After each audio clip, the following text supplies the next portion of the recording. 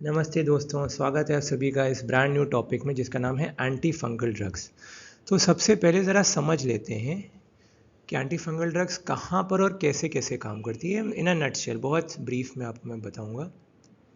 ये हो गया आपका fungal cell membrane, fungal cell membrane, और ये हो गया fungal cell wall.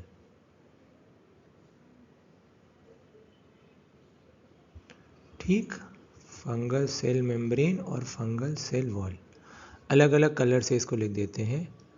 Fungal cell wall और ये हो जाएगा सेल मेम्ब्रेन। अभी हम अंदर नहीं घुसेंगे, अभी हम बाहर की ही बात करेंगे। ठीक है, तो फंगल सेल वॉल को जो ड्रग्स इनहिबिट करती हैं उनका नाम होता है एकाइनोकैंडिन्स। अभी मैं सब आपको आराम से बताऊंगा, जस्ट रिलैक्स। अभी मैं सिर्फ ब्रीफली आपको इनके नाम बता रहा हूँ ताकि थोड़ा बहुत आपको दिमाग में रहे। एकाइनोकैंडिन्स इनहिबिट फंगल सेल वॉल। एकाइनोकैंडिन्स में दो इंपॉर्टेंट ड्रग्स, कैस्पोफंजन और माइकाफंजन। कैस्पोफंजन और माइकाफंजन। अब इन सबको आराम से डिटेल में डिस्कस करूंगा, अभी आप सिर्फ इनके नाम सुन लो बस।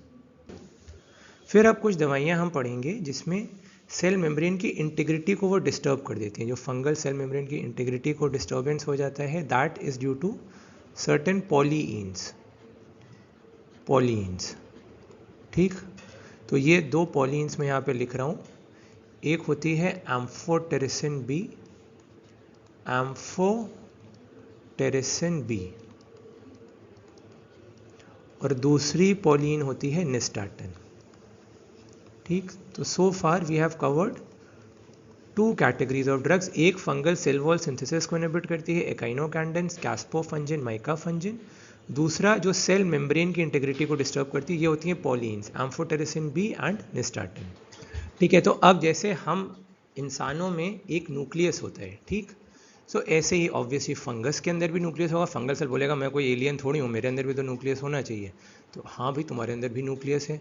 तो फंगल सेल के अंदर जो न्यूक्लियस होता है उसके अंदर किसकी सिंथेसिस होगी? ऑब्वियसली न्यूक्लिक एसिड्स की, डीऑक्सी राइबो न्यूक्लिक एसिड जो डीएनए हो गया, या फिर राइबो न्यूक्लिक एसिड जो आरएनए हो गया। ठीक, सो ये न्यूक्लिक एसिड की सिंथेसिस होती है इनसाइड द न्यूक्लियस। तो ये हो गया न्यूक्लियस।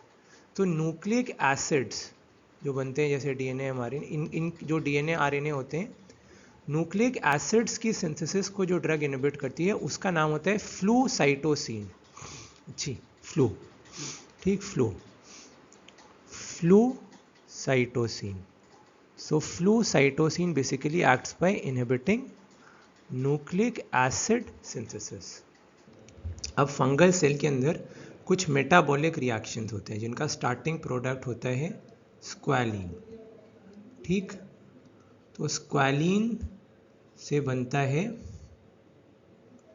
Squalane epoxide.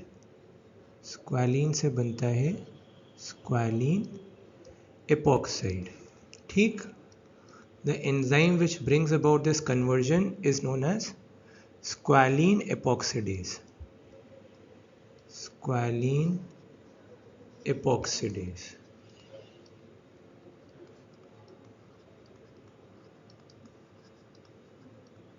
ठीक, अब ये जो एंजाइम है स्क्वालिन एपॉक्सीडेज, इसको कौन सी दवाई इनहिबिट करती है फंगस की? उसका नाम है टर्बेनाफिन।